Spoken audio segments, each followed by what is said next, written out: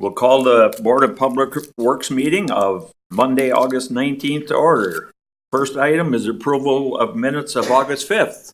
Motion by Mr. Fire, second by Mr. Zaleski. Any comments, questions? You know, it's sort of like an auction, you know, when you move your eyes a little bit. Any questions or corrections?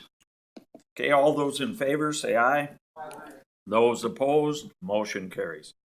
Number 3, citizens' comments. I see no citizens here, so we'll move on to number 4. Construction update presented by Dean Schiller, Street Superintendent. Dean. Good evening. Just wanted to update you that the chip seal program for the city was completed last week, and the fog seal also. That goes with the chip seal. We are now in the process of marking out the crosswalks and center lines for all those roads so we can start doing pavement markings. So you'll start seeing that. That'll happen here over the next few weeks. We completed our sanitary work out on 29th today. That was a bypass portion under by the bridge to help alleviate some damaged sewer pipe underneath the bridge. We still have landscape work out there and a few other odds and ends that'll take us through the rest of the week, but that crew will most likely start with our concrete overlay projects next week over on Hinman, and then we'll be on Oak and 17th. So you'll see barrels, detour signs, and all that kind of stuff up on those streets in the very near future. Last Friday, American Asphalt was in and pulverized the road over on Schmidt and Knives, part of our Mill in Place program. We are hoping that they'll be back next week and pave those roads. We have a little bit of work still to do on them this week, so next week is what we're shooting for paving on those roads.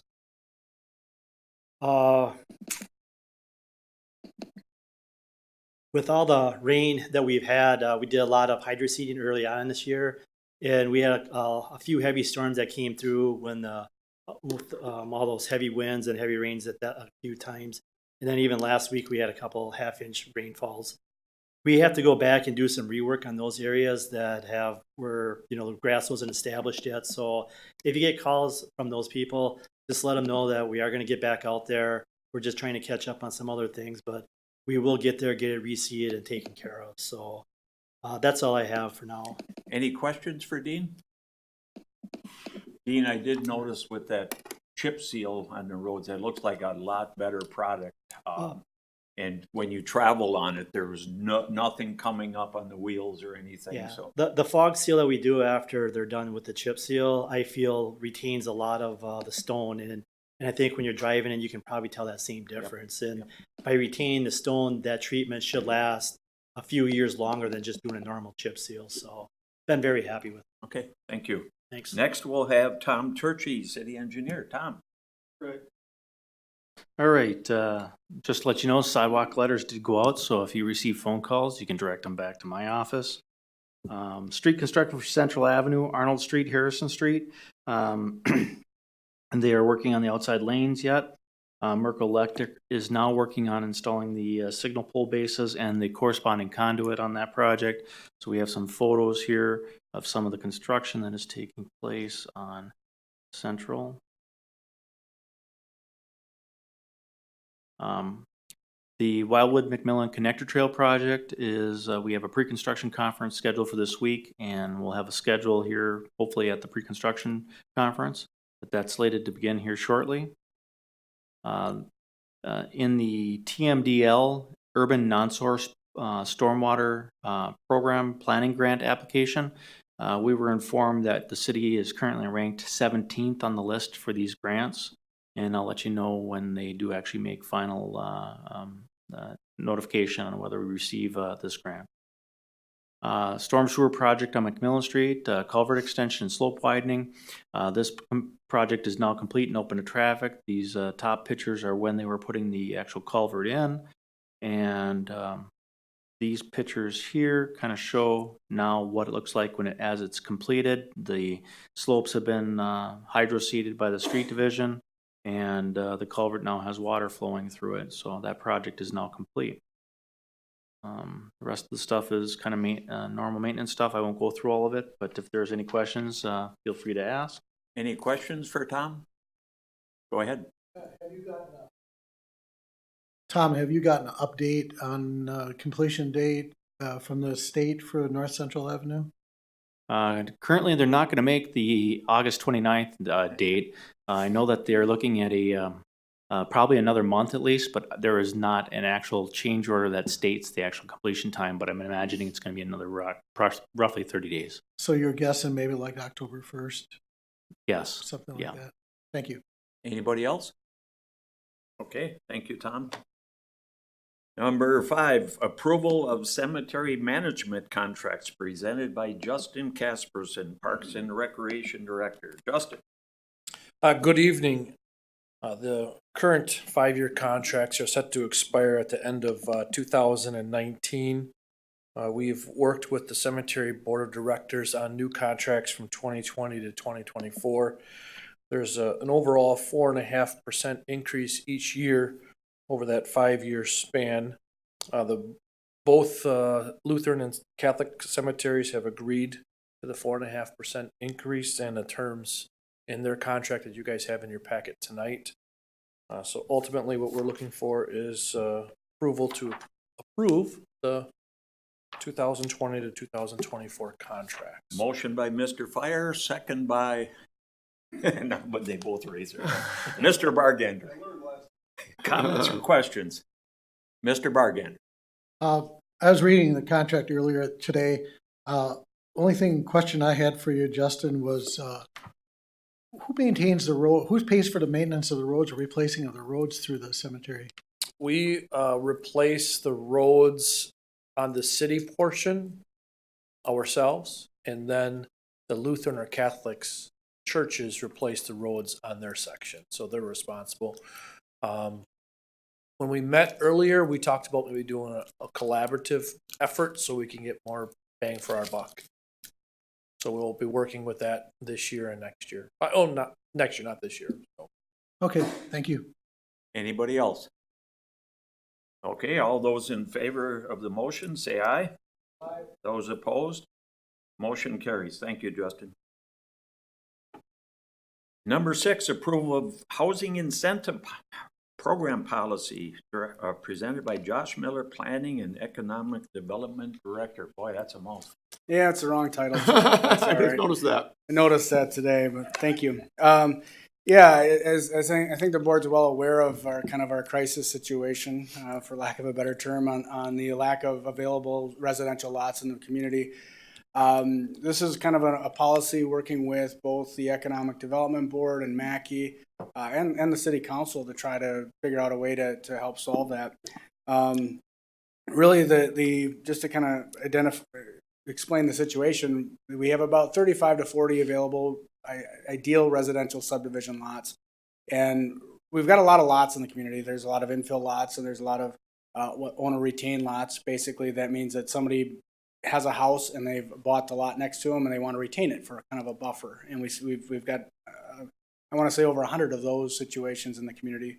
Those would be viable lots for development at some point, but they don't go for sale very often. Typically, they either holding onto it for a buffer, or maybe they'd sell it to one of their children as they grow up at a later date. But those don't often come for sale, but those would certainly be viable lots. But excluding the substandard lots, which means they're either too small or lots that are right next to older subdivisions, there's only about 35 to 40 lots that are served and suitable for residential development and ideal for residential development. In the last couple of years, we've averaged about 14 single-family homes a year. And so if you do the math, and that including this year, we're going to run out of available lots in about 3 years. And so the other thing is people want to have options when they choose where to build. You don't want to continue to build in the same subdivision. Some people like to have options next to maybe $300,000 homes, and some on the lower scale and some on the higher scale. So you want to have some options for people to build. So what this program does is provide some incentive for developers to build, and really to build infrastructure to open up additional lots. And essentially what we've seen is we've talked to a lot of developers through this process, and They have a hard time because of the cost of extending infrastructure, the inability to get financing. These are not projects that banks typically will finance or won't finance the whole thing. And so there's a challenge in getting local developers to develop lots by extending infrastructure. So I'm working with the Economic Development Board. We developed a committee through the housing. The last housing study was recommended to develop a committee that was comprised of developers, realtors, representatives from the clinic and the banking institutions. And we learned a lot. We learned a lot of things that we didn't understand what was holding up or what were some of the challenges for these developers. So at some point we kept talking and you kind of talk in circles if you keep meeting. And so at some point we said we need to come up with a policy. We need to put a policy in place and see if this works. And so this is the policy that we devised. And ultimately what it does is it gets some skin in the game from the developer. So we ask the developer to pay an application fee up front. They put 10% down of the total estimated costs for the project. And the city would then cover the next 50 to 60% of the remaining cost up front. We would borrow for the remaining portion of the project and then assess that portion back to the developer as homes or lots sell, or as lots get built on and then they're sold. Essentially, this would allow us to kind of replenish the fund that the amount of money that we're spending.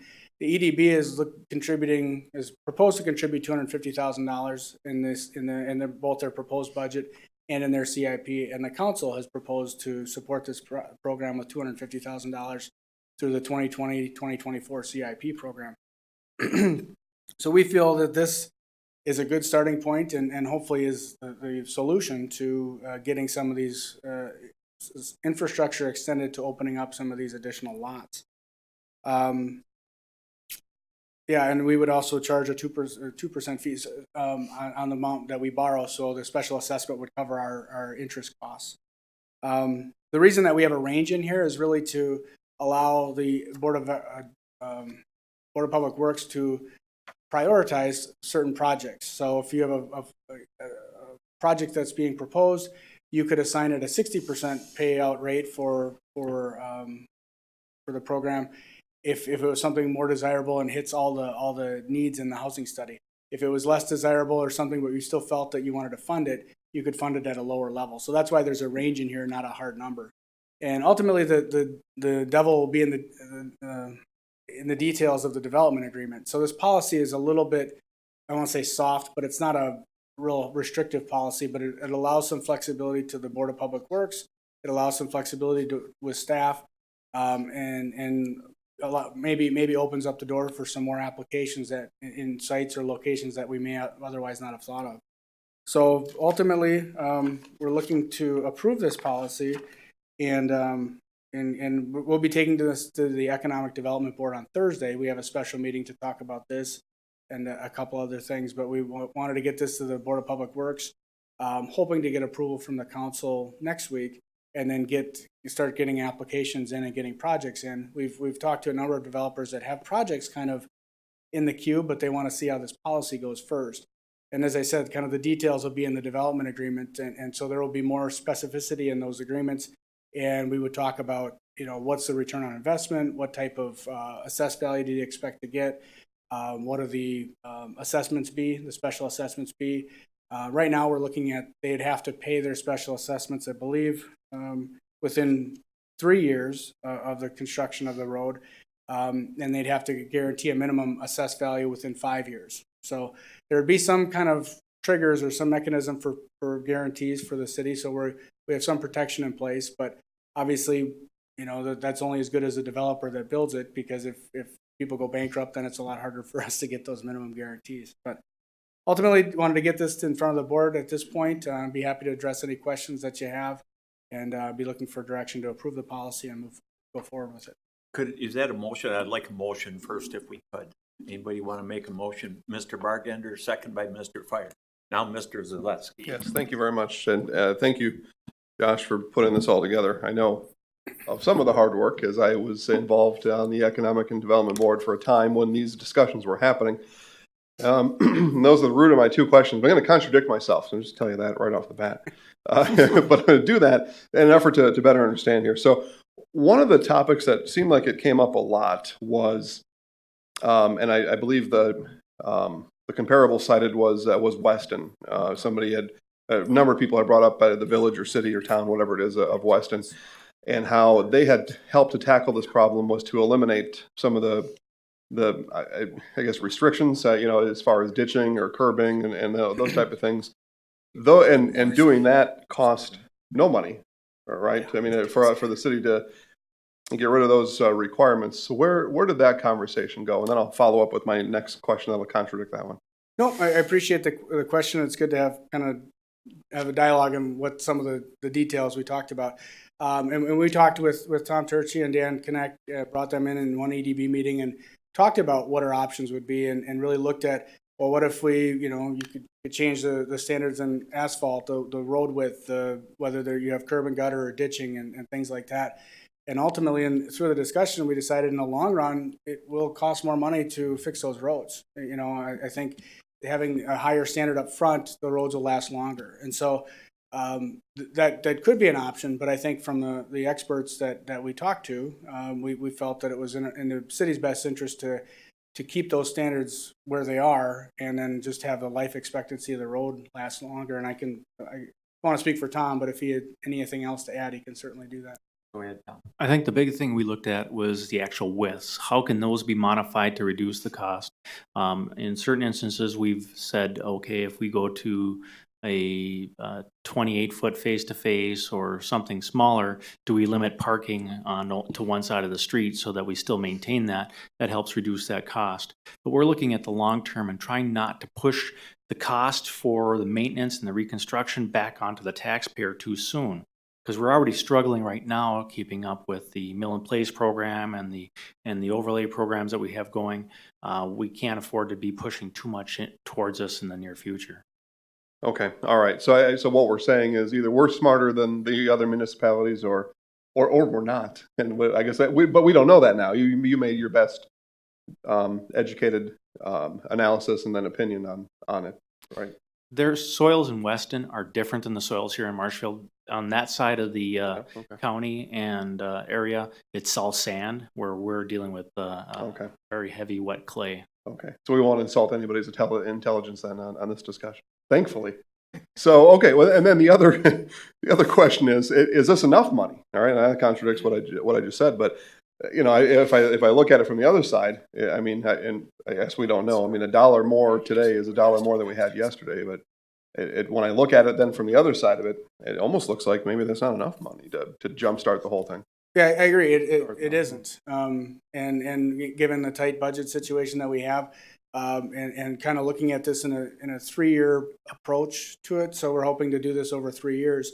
It won't solve the problem, but I think with the EDB willing to pony up the matching $250,000, hopefully the council will support that in the budget, in the 2020 budget. But yeah, it's not enough money. But we feel that this is a fair balance to allow the developers to get in the game and have some skin in the game, and have the city help offset some of those risks that the developer would have. But we feel that this is a good start, and this policy may have to evolve as we go forward. There may be some changes next year. Right now, we're looking at kind of supporting not only single-family homes, but possibly condos and possibly twin homes. Those are also single-family, but a little bit different style, but also duplexes. And so it's just, we may have to tweak this policy as we go forward. But we need to, everything we heard from the developers and realtors is we need to get something in place, see if it works. And I hate to use the term, you got to pass it to see what's in it. But you got to kind of get something on the books to see how it functions. And then we'll continue to monitor it very closely. Our staff would be the ones to do the engineering for the projects, and we'll see how it goes. And we'll certainly be keeping the board and the council apprised of the situation. Like Josh stated, I'm on, as you know, Jason, on the EDB board, and on that committee, you got, like you said, realtors, which are key, and developers as well. So we got the people that are gonna really be involved with it, getting their opinion as to how we can get it started. And, so I think it's good. Mr. Fire. I think something is better than nothing. It started 3 years down the road, we're probably gonna be in better shape, we hope. No, we should be, right now, it's iffy. Go ahead, Josh. Yeah, and I guess I agree 100%, and I think that if we don't do this, we are going to be in pretty bad shape. I think in the next few years. So we probably should have taken action sooner than this, but this is where we're at. And I guess I want to clarify that this isn't a subsidy for developers. This is investment in infrastructure. So we have talked to developers that had some concerns, like, well, if I'm part of the conversation and I propose a project, is this a conflict? And I'm like, no, this is development or investment in infrastructure. So. Shouldn't be looked at as a subsidy of any kind, so. Anybody else? Okay, we have a motion and a second. All in favor, say aye. Aye. Those opposed, motion carries. Thank you, Thank you very Josh. much. Number 7, review of parking restrictions on West 17th Street from Balboa Avenue to Adams Avenue, presented by Tom Turkey, City Engineer. Tom. All right, we had a request to take a look at parking over here. Currently, this section of Balboa on the south side is posted no parking. We did review this in the original and we're unable to locate any documentation to why this was actually posted that way. Generally, it's listed in our administrative code of traffic and parking. West 17th Street is 32 feet wide, which does accommodate for parking on both sides. West 17th Street is classified as a collector. Therefore, I'd recommend that parking be permitted on the south side of 17th Street from Adams Avenue to Balboa Avenue. And I further recommend that the Administrative Code of Traffic and Parking Regulations be amended to reflect these changes. Motion by Mr. Zaleski, second by Mr. Bargan. Comments, questions? Mr. Bargan. I think it's a great idea. I was involved with a estate sale in that area, and when I noticed that there wasn't parking on that side of the street, I had no idea why not. So I'm glad you guys come to the conclusion that no parking is no longer needed, or never was needed, I guess. Thank you. Anybody else? Okay, we have a motion and a second. All in favor, say aye. Aye. Those opposed, motion carries. Number 8, approval of temporary one-way street angle parking trial period on East 2nd Street from Maple Avenue to Cedar Avenue, presented by Tom Turkey, City Engineer. Tom. All right, back in July, we talked about several options about providing additional parking on East 2nd Street, adjacent to the Library and Community Center. Options presented required East 2nd Street between Maple Avenue and Cedar Avenue being converted from a one-way street to a two-way street to a one-way street, changing the parallel parking to angled parking on this street.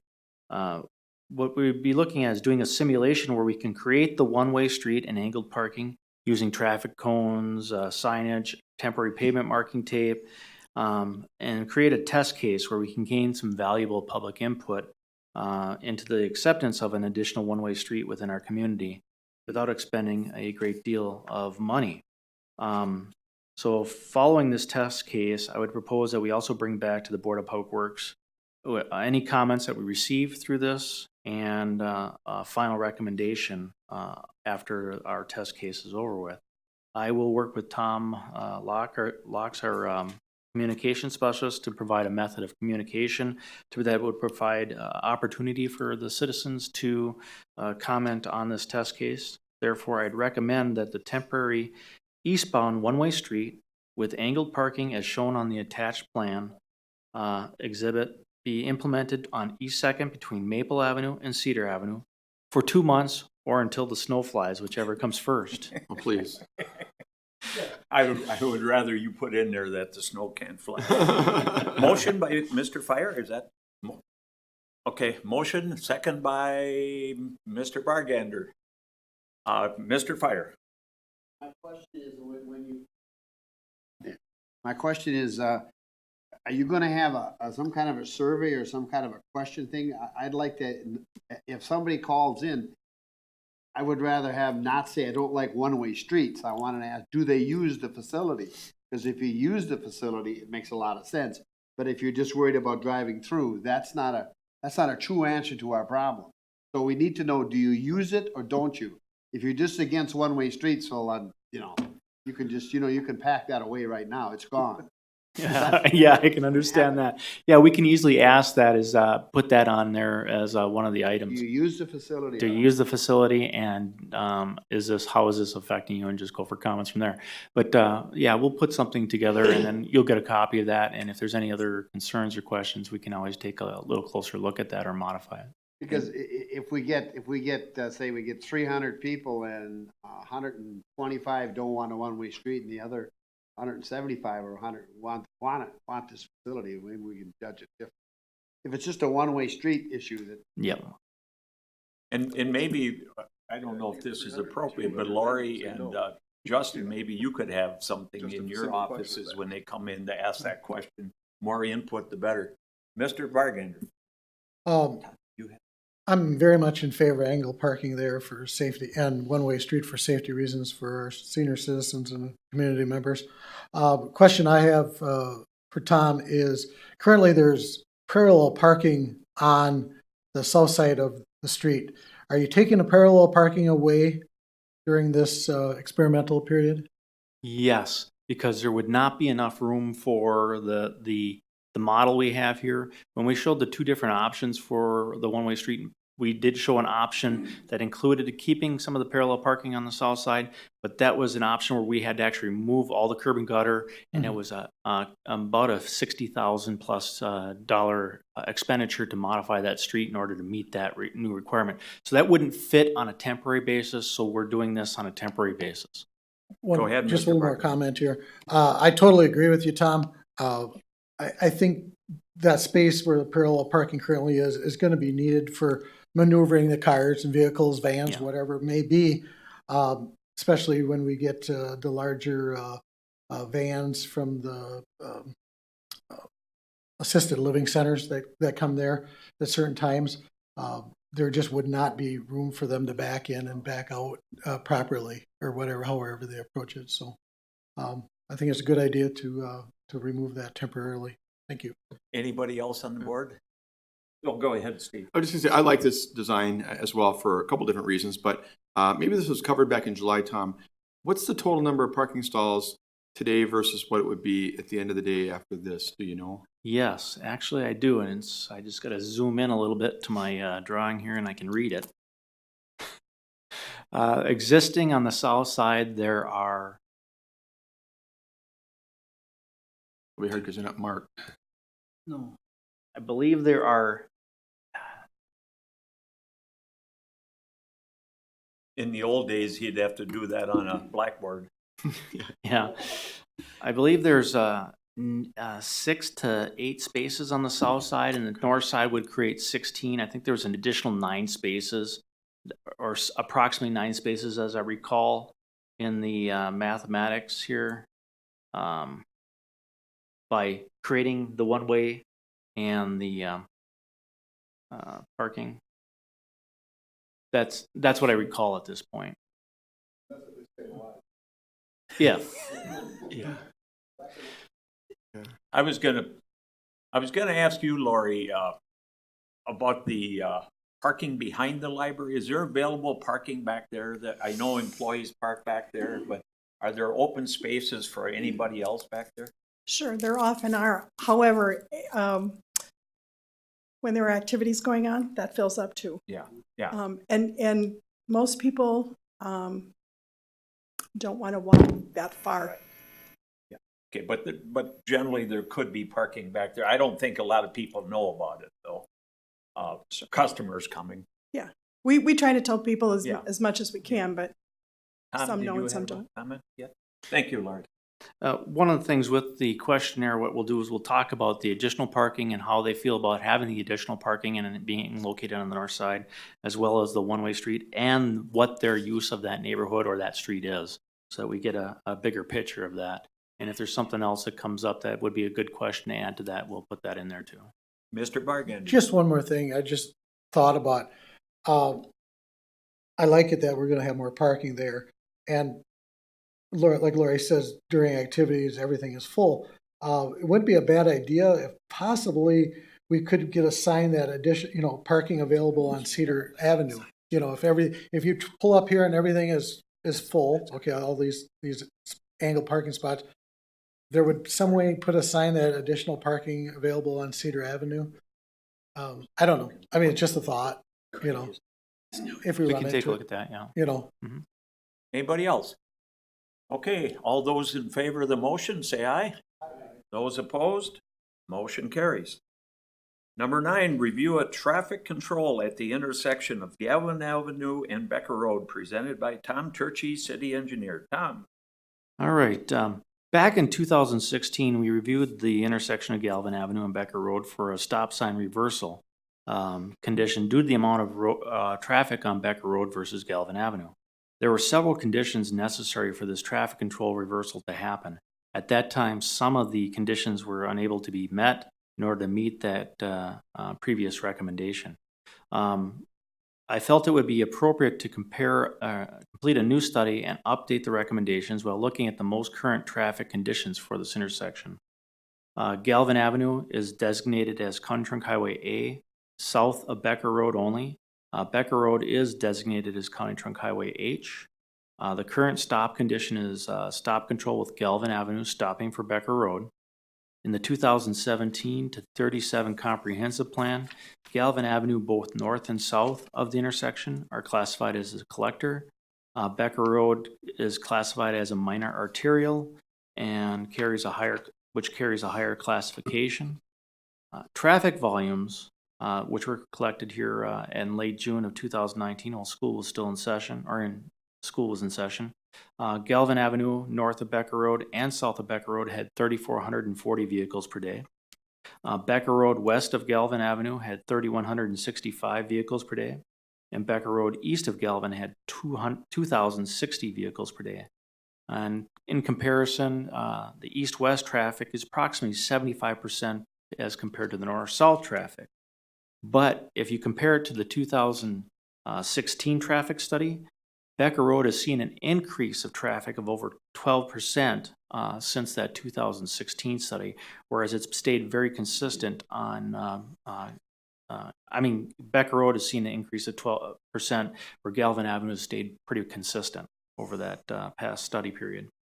The speed limits are listed. Becker Road north and south, or Galvin Avenue north and south of Becker Road is 35 miles per hour. Becker Road is 25 miles an hour in the city limits and 45 east of Galvin. Using the city's traffic counters, we were able to collect the 85th percentile speeds. And Galvin Avenue north of Becker was 41.4 miles per hour, 19% trucks. South of Becker Road was 35.5 miles per hour with 18% trucks.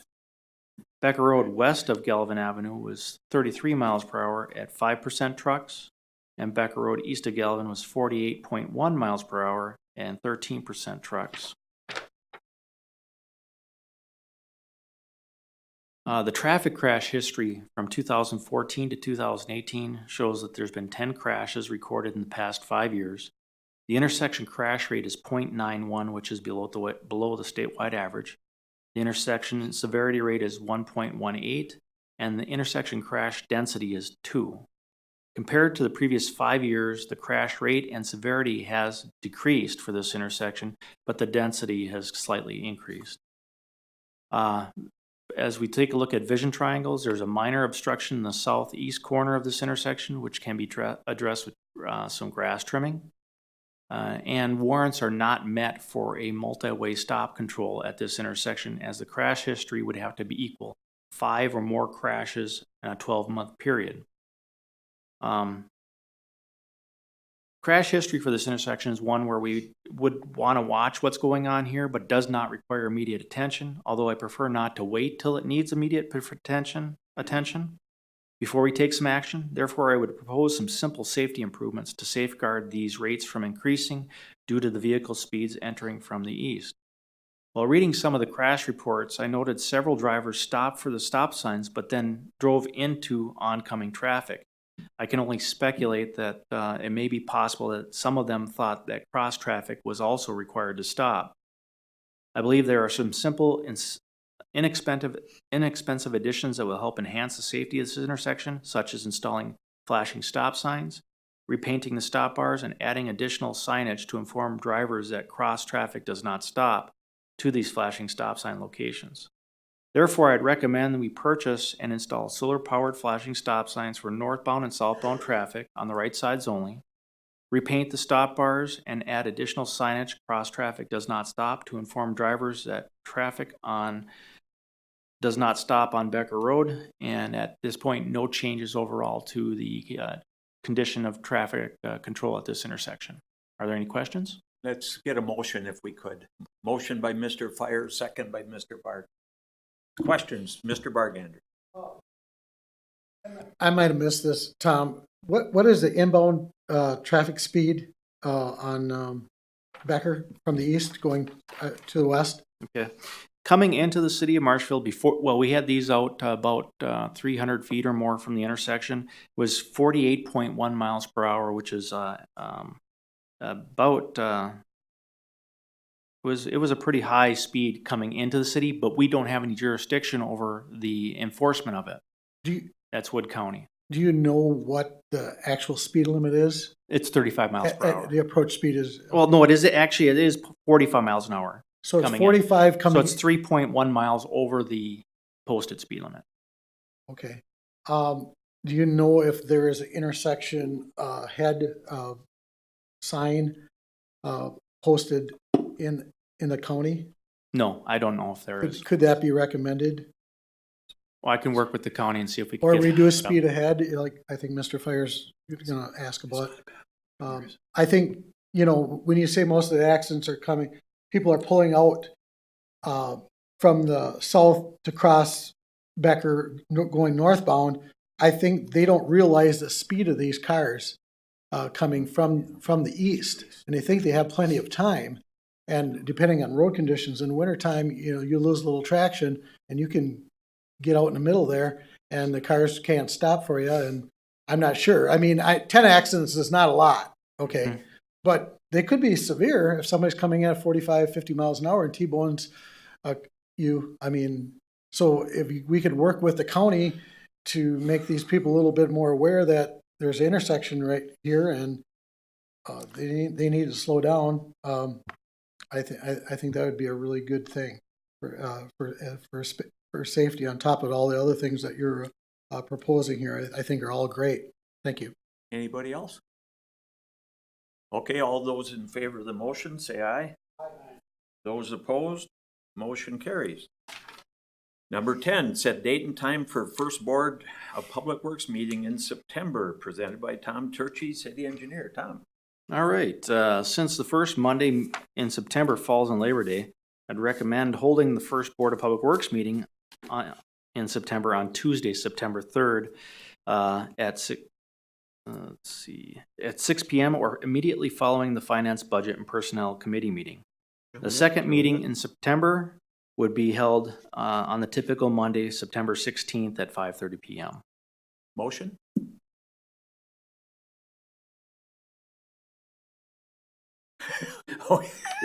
Motion by Mr. Zaleski with his eyes, Mr. Fire with his hand. Comments or questions? Yeah, Steve? just to explain why some of us are laughing at this point. There's always been this thing when the Board of Public Works and Finance, Budget, and Personnel Committee meet in the same night. Is going to one going to go before the other? Is one going to go to a different venue? We used room 108 sometimes in the old building for Finance, Budget, and Personnel. In the Finance, Budget, and Personnel Committee, I thought sometimes they were maybe getting slighted in that. So no, didn't think it, knew it. No, you can be slighted over here, JC. Yeah. So we thought we'd try and flip it and alternate. So we thought this one we'd put finance first. Okay, any other comments or questions? Okay, all those in favor of the motion, say aye. Those opposed, motion carries. 6 or after p.m. 6 or after finance. And finance usually isn't more than a half an hour on most, or maybe They will be that night. They will. Yeah, thank you. Okay, number 11, set date and time for annual bus tour of Public Works project, presented by Tom Turchi, City Engineer. Tom. All right, well, we're recommending that the annual bus tour of Public Works project be held on Monday, September 9th, departing from City Hall at 5:30 right here. And we welcome the public to join us on that bus tour. Marshfield Bus Service has been pretty gracious. I'm borrowing us one of their more comfortable buses to take this tour, and it's pretty informative. So I'd recommend that if any of the public that are listening have the time and availability, that they join us on this trip.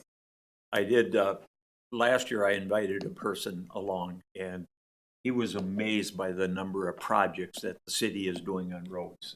He was just amazed. So Tom's right. If you know somebody, let them know. So it is videotaped, but they can ride on there. Mr. Fire, you had your hand up? I was gonna say the same thing. Everybody I've ever talked to that does make the ride, it's well worth the hour and a half to do it. And it's quick, but you can ask questions and get all your answers right there. You don't have to worry about it. Really interesting how much work we are doing. People think we're not doing anything, Tom, but Mr. Bargander? Yeah, I'm just, on that, years back, before, well, I was limited city involvement, but I was invited and I went and I was amazed by, because a lot of times, you live in your neighborhood, you don't drive out on the east side or west side or wherever, opposite side of town. And I tell you what, I was really amazed at the amount of projects that do get done in a summer here. You don't even realize it. So yeah, the public, yeah, it's a great thing. The nice bus, it goes quick. I mean, because you're always getting a ton of information. If you're interested in public works, you're interested in roads, like, we all use them. Sign up. Thanks. And a couple of years ago, I asked Dan to throw a number out there for cost of these roads. That was another good thing, so people get an idea that they're not cheap. Tom, you had a comment? Just looking for a motion and a second to approve this. Okay, motion by Mr. Fire, second by Mr. Bargander. Last chance for comments. All in favor, say aye. Aye. Those opposed, motion carries. Recommended for future items. Anybody? I'll entertain a motion to adjourn. Mr. Zaleski, second by who's? Mr. Bargander. All in favor, say aye. Opposed? We are adjourned. Thank you, guys.